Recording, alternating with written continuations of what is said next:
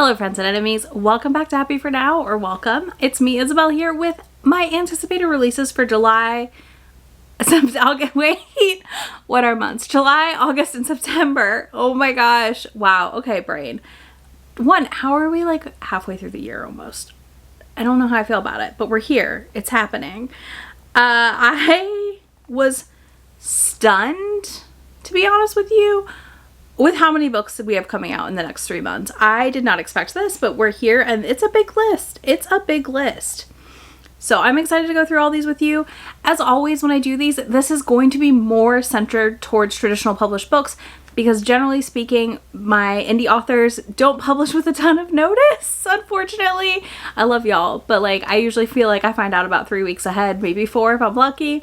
So with that in mind, this is more traditional published focus, but I still love my indies, and I will, of course, as always, be picking up my indie books throughout the months as I read my normal reads. So yeah, that's just not going to be here. If you're looking for indie releases, I always recommend Heather over at EREADERS. She does monthly releases where she runs down a whole bunch of books she's excited about, and that is where I get a lot of my indies / reminded that they're coming out because this ADHD brain does not retain that information. It's fine. We're here. We're existing. That's why this list is nice. So let's dive right into July with one of the books I've been very excited for. It got pushed back. I was very sad about it, but it's here. I have it on my Kindle already, first of all. So it's not even just here, like it exists on my Kindle already because this is Role Playing by Catherine Yardley.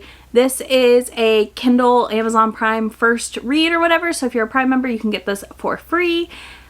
And I did. It is a 48-year-old woman and a 50-year-old man who are in a guild together online in a video game, and she joins the guild to be more social, and their online friendship turns to more, and I am so excited. 1, for an older couple. 2, it just feels so close to my heart as a former WoW player. I was a World of Warcraft girly, Horde for life. Y'all can shove it with your alliance side stuff, yuck. But I played a lot of WoW. I love WoW. And this is just like giving me all those feelings as I read the description of like being in a guild in WoW and all the friends I made and all, like, I was playing WoW in high school, like eating my ramen, doing math homework and raids. This is extremely specific levels of nerdy for some of y'all, but those of you who have played, you know. And yeah, I just love the idea of this, the concept of it, the setup. I love this cover. I'm really, really pumped for this, and I'm so excited that it was an Amazon first thing, so I could actually read it ahead of time, because I didn't get the arc, unfortunately, and that's okay. It happens, but I'm very excited. Next, on July 11th, I have an arc of this, and I don't know where I stuck it. It's probably downstairs. Is Forget Me Not by Julie Soto. I've already read this. I got the audio arc from Libro.fm, and I got a digital arc from the publisher, and a physical arc copy from the publisher. I have my post scheduled for Instagram the day this comes out. I loved this book, okay? This is not going to work for everyone. Yes, it's reylo again. And you know what? I don't care. I don't care. I love my published reylos, and I don't know why. I would never read them as fic, and maybe that's part of the appeal for me. But I do feel like the reylo fic people are really good at exploring this like contentious relationship aspect, and that's what I love about these. This is a wedding planner, Amma, and Elliot is our wedding florist. He's like a moderately popular wedding florist. He took over his dad's business when he died. Content note here for like sick parent, death of a parent, stuff like that. And the book, what I really, honestly for me, what worked the best in this is that it's told in 2 time periods. It's the past and the present. And all of the past time periods are Elliot, and all of the present time period is Amma, and it's her like planning this influencer wedding that's going to kick off her business as a wedding planner since she's branched out on her own because it's like the biggest wedding she'll have planned. I loved the reasoning here. The situations, Amma is very much a love doesn't exist. Her mom's been married a bunch of times. And because of that, she doesn't believe in love and doesn't want to get married. And Elliot is very deeply in love with her, and it's them figuring this out and coming back together. I thought this was a really good second chance. I thought it worked really, really well. I really loved both these characters. I really loved this book. It will be on my favorites of the year list. Like, there is no doubt in my mind, and I want to reread it already. So I'll probably be rereading it on a release day.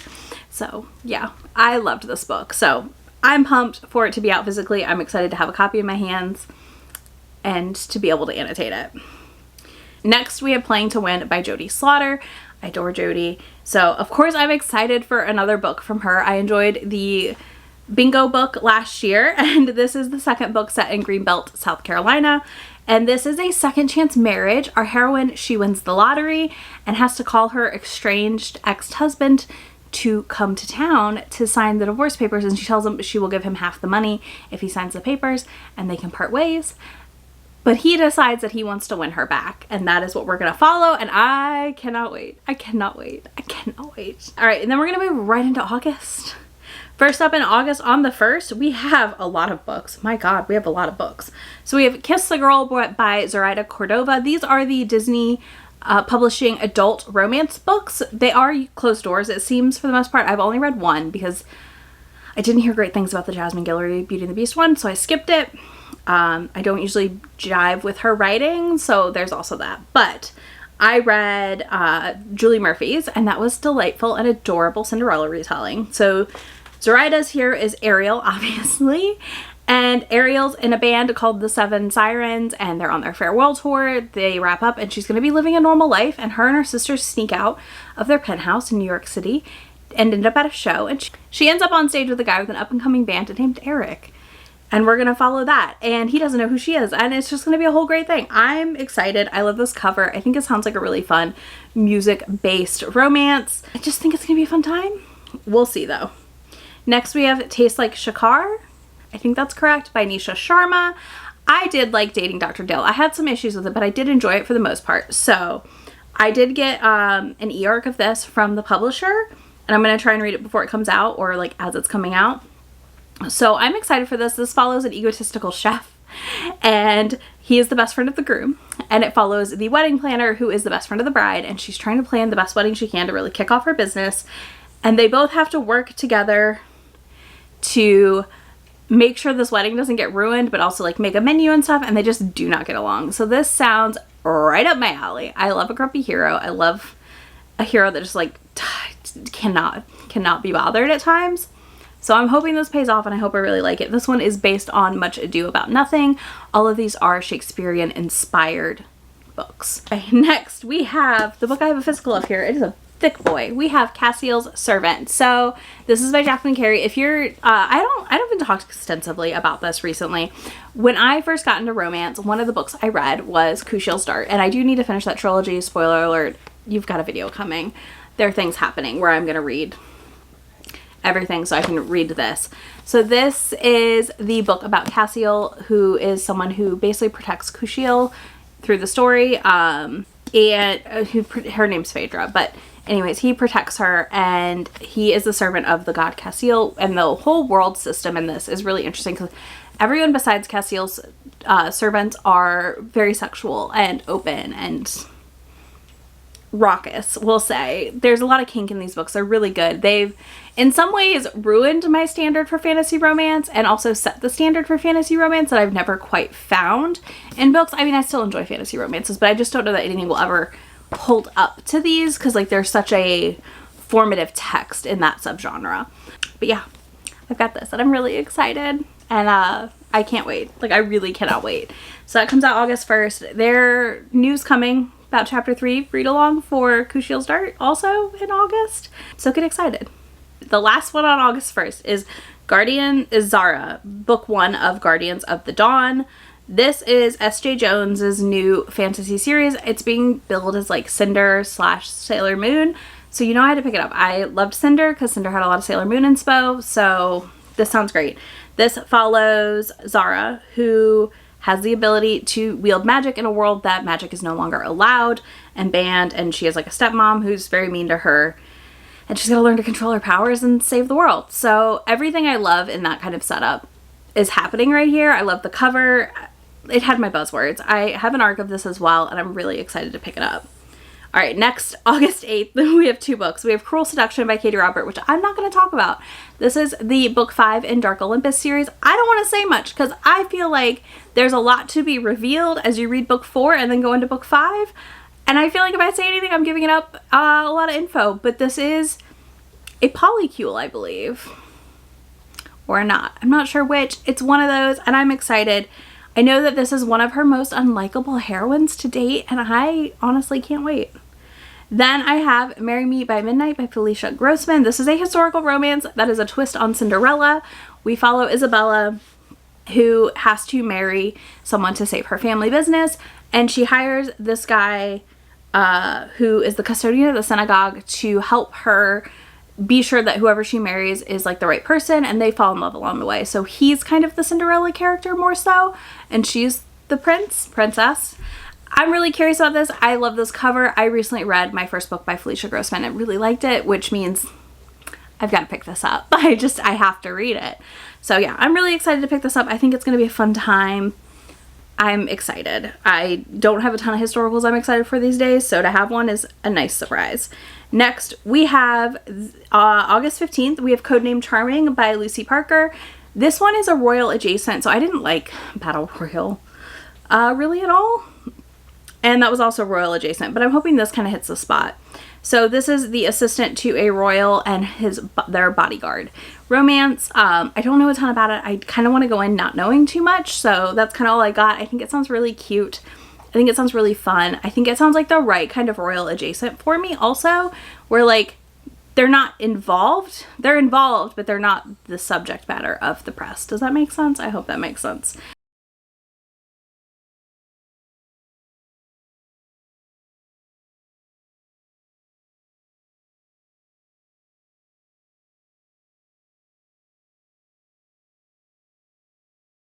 Then on August 22nd, we have Curves for Days by Laura Mower, something like that.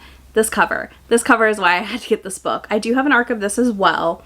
And this is Olivia Dade meets Lucy Score, they're saying. So Olivia Dade is an auto for me, so I, of course, am like very intrigued. But this is a curvy heroine who is working on a house remodel, and the grumpy contractor wants to date her. So he has to convince her why they're a good fit. And that sounds really cute. I think it'll be a fun time. We shall see. And then on the 22nd, the last one that day, is Knockout by Sarah McLean. This is book 3 in the Hell's Bells series. I love this series. I just think they're really fun. This one is Imogen's book, or Imogen's book, however you want to say it. This is the book I've been the most excited for, and she's very like explosives. Like literally into explosives. So I'm just excited to see where this goes, because it's going to be a disaster, and I cannot wait. I cannot wait. Next, on August 29th, we have My Roommate is a Vampire, and I did not write this author down. Oh no. Okay, My Roommate is a Vampire by Jenna Levine. This is one that I'm like curious about. I will be getting it from the library for sure. It just sounds bananas. So basically she gets a really good deal on an apartment, but her roommate is only awake at night, and there's blood in the fridge, and she's not sure what's going on, and he talks like he's from a Regency novel and ends up having to like kind of come clean about what he is, I guess. I think it sounds bonkers banana pants and silly. Fingers crossed.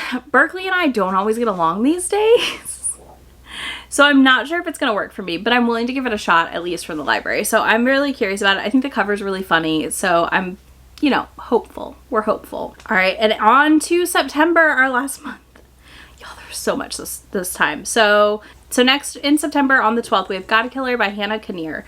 This is one that came out in the UK first, and it's finally getting released in the States, and I'm really, really excited. This is a debut fantasy book. This is about Kissin, who watched their family be murdered by gods, and then they go on to be a god killer, and they then run across this one god of like, it's the smaller god of white lies. They can't kill them because their life is tied to this noble child, this noble girl, and they need help, so they go on an adventure together, and there's like civil war, there's a lot going on, and I honestly, everything I saw about this book made me so interested in it when it came out in the UK that I just had to get it. I got a arc of it from NetGalley, from the publisher, so I will be reading it and let you know what I think, but yeah, I'm very curious. Next, I have on the 19th, Cleat Cute by Meryl Wilsner, something like that. This is a Sapphic soccer romance. Listen, I'm in my Ted Lasso era still. I'm going to be here for a while. I'm excited. This follows Phoebe, who's a young upstart on the women's national soccer team, and Grace, who's been on the team for 10 years and a star. She gets injured. Phoebe's her replacement. Things go from there, and I can't wait. I really can't wait. you know, I think this is the Meryl Wilsner that I start with because I just need it. It sounds perfect. Next, we have Kiss and Spell by Celestine Martin. I read the first book earlier this year, Wishful Thinking, finally, and really enjoyed it. So I can't wait to pick this up. This continues the story that we get told in the first book. And we follow Ursula, who also made a wish on a spell. And she wants to find love and stay in this town that she loves. And we have Xavier show up, who needs to find someone to kiss him to break the Fairy Queen's curse. And she's going to help him. So you know what that means. We all know where this is going. So yeah, I'm really excited for this. I think the first book was so fun. For me, this hit the spot that a lot of the contemporary witchy books have not been hitting for me. They've not been fulfilling this desire I have to see an actual like contemporary world woven with magic. So that's what this did in book 1. So I'm hopeful book 2 is just going to continue that, and I'm going to be really happy and excited about it. And then last we have Time to Shine by Rachel Reed, who I also got an arc of. This is a male-male hockey romance. The tagline is bromance turns romance. This follows Landon, who lets Casey move into his big new house so he doesn't have to stay at a hotel as he's a new member of the team. And it follows their like slow friendship where Casey very much just treats Landon like he's a friend, and they've been friends for a long time. And Landon's much more of a shy, reserved guy. Steph over at Novelty Corner already read it and loved it and told me about it, so I immediately requested the arc. So here we are. I'm excited. I can't wait to read it and let y'all know what I think. But that is everything I'm excited for coming out in the next 3 months. So let me know what you're excited for in July, August, or September. And if you don't want to do that, leave me a fireworks emoji or an explosive in the comments of your choice. And I will have links to all of these books for y'all down below, as well as links to Be My Friend anywhere on the internet. And I will see y'all in a few days. Bye. Come with me.